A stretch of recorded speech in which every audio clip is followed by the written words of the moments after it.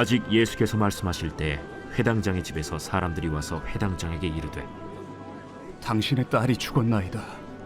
어찌하여 선생을 더 괴롭게 하나이까? 예수께서 그 하는 말을 곁에서 들으시고 회당장에게 이르시되, 두려워하지 말고 믿기만 하라. 하시고 베드로와 야고보의 형제 요한 외에 아무도 따라옴을 허락하지 아니하시고 회당장의 집에 함께 가사 떠드는 것과 사람들이 울며 심히 통곡함을 보시고 들어가서 너희가 어찌하여 떠들며 우느냐? 이 아이가 죽은 것이 아니라 잔다.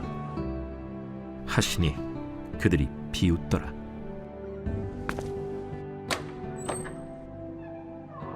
예수께서 그들을 다 내보내신 후에 아이의 부모와 또 자기와 함께한 자들을 데리시고 아이 있는 곳에 들어가사 그 아이의 손을 잡고 달리다고.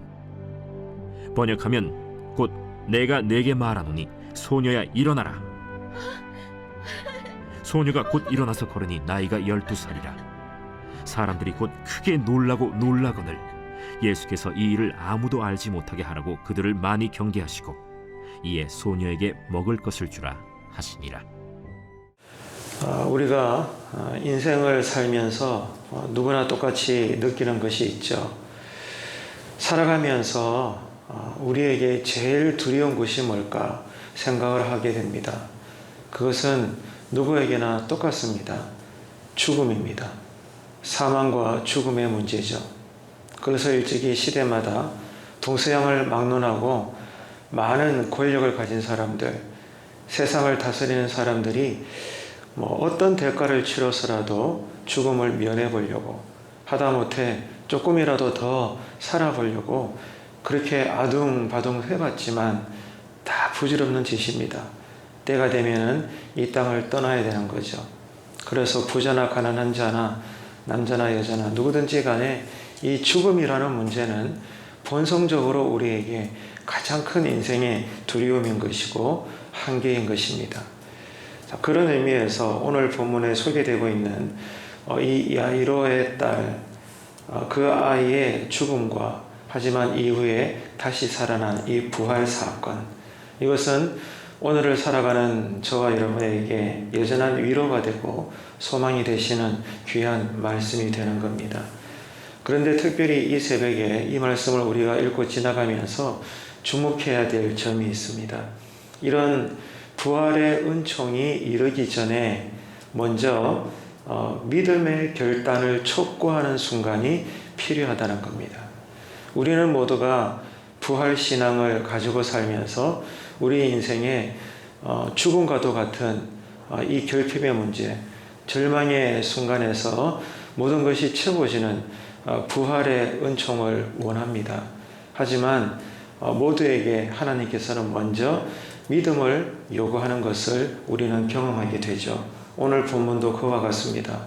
이 아이의 부활이 있기 전에 먼저 믿음을 결단하는 이 먼저 된 과정, 단계라고 할까요? 이 순간이 우리에게 요구되는 것을 읽어보게 됩니다. 야이로의 딸이 죽었습니다. 곧 죽기 전에 그 아버지 야이로가 예수님 앞에 와서 좀 살려달라고 간절히 그렇게 부탁을 했는데 오히려 더 그 중간에 그 12해 동안이나 피를 흘려가며 고생하는 한 여인이 치유받는 과정 속에 시간이 조금이라도 더뎌져서 그런지 몰라도 그만 아이가 죽었다는 비보가 그 야이로에게 들려지게 됩니다. 아이가 죽어버린 거예요. 자, 이렇게 되었을 때 아버지가 된 야이로의 입장에서는 선택을 해야 되는 순간이 되어버린 것입니다.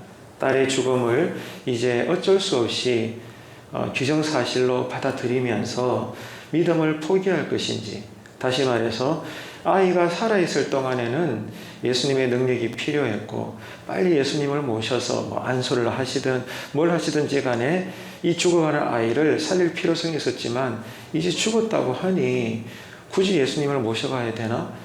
이제 죽었는데 예수님이 뭐 필요 있나? 이런 생각이 들 수 있죠. 그래서 야이로의 입장에서는 이 비보를 접하는 순간 믿음을 어떻게 해야 되나?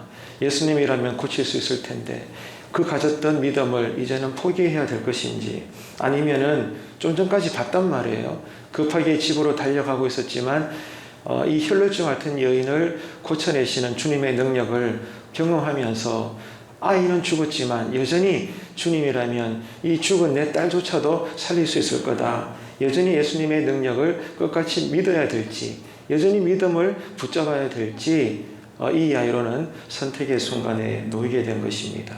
바로 이거예요. 늘 강조하지만 여러분, 믿음이 뭡니까? 믿음은 선택하는 것입니다.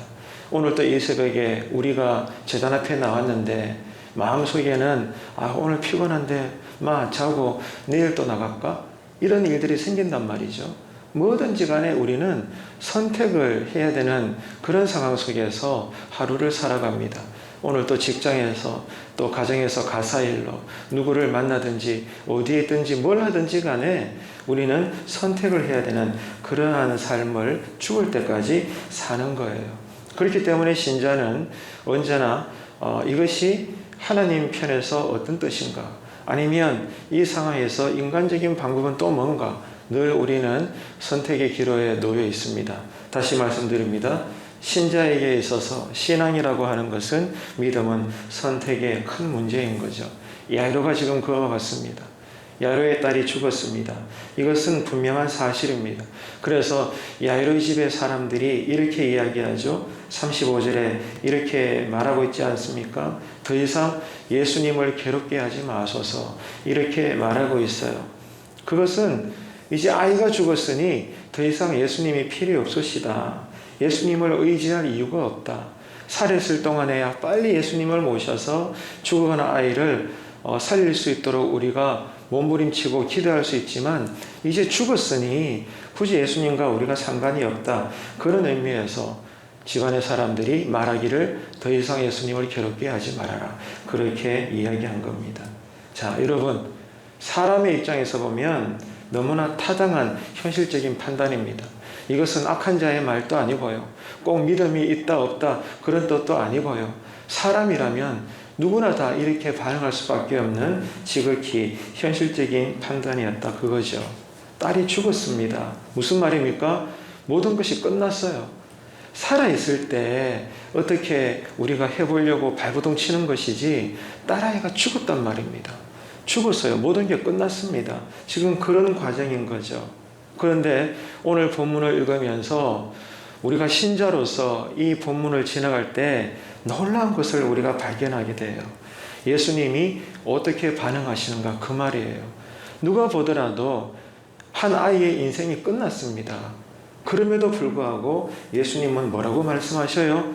두려워하지 말고 믿기만 해라. 이런 말씀을 하시는 거예요. 아이가 죽었는데 살아있을 동안에야 네, 그래요. 당신의 능력이 있으시니 나는 두려워하지 않습니다. 의심하지 않습니다. 내 딸조차 주님은 살려내실 줄로 믿습니다. 그래서 내가 달려와 당신 앞에 무릎을 꿇는 거 아니겠어요? 충분히 그렇게 말할 수 있죠. 그런 심정으로 기도할 수 있죠. 근데 죽었단 말입니다. 그럼에도 불구하고 예수님은 야이로에게 두려워하지 마라. 끝까지 나만 믿으라. 이렇게 명령하고 계시다는 거예요. 권면이 아니고요. 명령입니다. 오늘 이 새벽에 우리는 이 주님의 음성을 들을 수 있어야 돼요. 우리에게 두려워하지 말래요. 우리에게 여전히 믿으라는 거예요. 가정의 문제든 직장의 문제든 신앙의 문제든 나라와 민족의 문제든. 어제도 여러분 2차 대선 토론 보셨나요?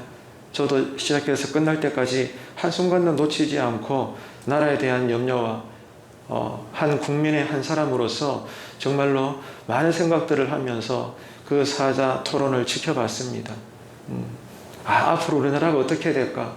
염려가 많이 되더라고요. 내 가정을 생각하고 내 자식을 생각하고 신앙과 미래를 생각하니까 관심을 가질 수밖에 없는 거예요. 자, 이런 우리들에게 주님은 여전히 똑같은 말씀을 하시는 거예요. 두려워하지 마라. 내가 있지 않니? 염려하지 마라. 믿기만 해라. 이렇게 주님은 명령하시는 겁니다. 이렇게 주님은 야이로에게 믿음을 촉구하셨고 오늘 이 새벽에 우리에게도 동일하게 외치고 계신다는 거예요. 여기서 우리는 분명히 신앙 고백해야 됩니다. 신자로서 우리가 가지고 있는 믿음이란 게 뭔가? 우리가 가지고 있는 이 신앙이라는 것이 얼마나 놀라운 것인가를 우리는 깨닫게 됩니다. 더 이상 희망을 기대할 수 없는 상황이에요. 야이로 입장에서는 죽었잖아요. 끝났습니다. 뭐 이제 예수님과 이야기할 필요가 뭐 있어요? 죽었는데. 더 이상 희망을 기대할 수 없는 그런 상황 속에서도 신자가 할 일이 뭔가 하면은 하나님을 향한 믿음을 여전히 포기하지 않는 것입니다. 이게 주님께서 요구하시는 거예요. 기대했던 상황이 도리어 더 악화가 되어지고 그런 선택의 기로에 섰을 때 그럼에도 불구하고 믿음을 붙잡는 성도에게 오늘 말씀에 의하면 모든 죽어가는 그 영혼에게 주님의 음성은 들려집니다. 달리다 쿰, 소녀야 내가 명령할지니 일어날지어다. 믿으시면 아멘 하십시오. 오늘 이 새벽에 우리가 들어야 될 성령님의 음성이 뭡니까? 달리다 쿰인 거예요. 두려워하지 말아라.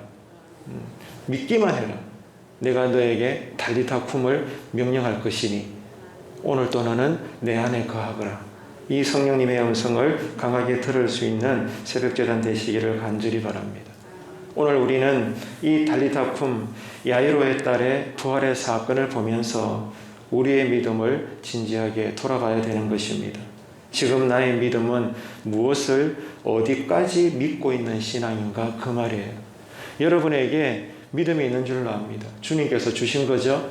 근데 오늘 우리가 점검해야 될 것은 내가 붙잡고 있는 믿음, 나에게 주신 믿음, 내가 흔드는 깃발로서의 이 믿음이 어디까지 뻗어져 나가는 믿음인가? 즉, 내 믿음의 끝은 어디까지인가? 여러분 오늘 이 새벽의 말씀 앞에서 묵상해 보시길 바랍니다. 어떤 사람에게 있어서 믿음이라는 것은 그저 육신의 자그마한 한 부분의 병 정도 낫는 것, 그것이 그 사람에게는 믿음의 끝일 수도 있습니다. 하지만 누군가에게는 이제는 더 이상 끝났어. 이제는 그것 때문에 몸부림칠 필요가 없어. 죽었어. 내 인생의 이런 부분은 끝난 거야. 이제는 희망을 찾아볼 수 없어. 그런 입장에서도 여전히 주님이라면 이런 것들도 바꿀 수 있어. 죽은 자도 살릴 수 있어. 나는 할 수 없지만 내 편에서는 희망이 사라졌지만 그러나 주님이 말씀하시면 없는 것도 있게 하시는 분이시야. 나는 오늘도 여전히 그분을 믿어. 여러분의 믿음은 그 끝이 어디까지입니까? 오늘 이 달리다 쿰, 이 놀라운 부활의 사건 앞에서 주님은 우리에게, 말씀은 우리에게 이 질문을 던지고 있는 것입니다.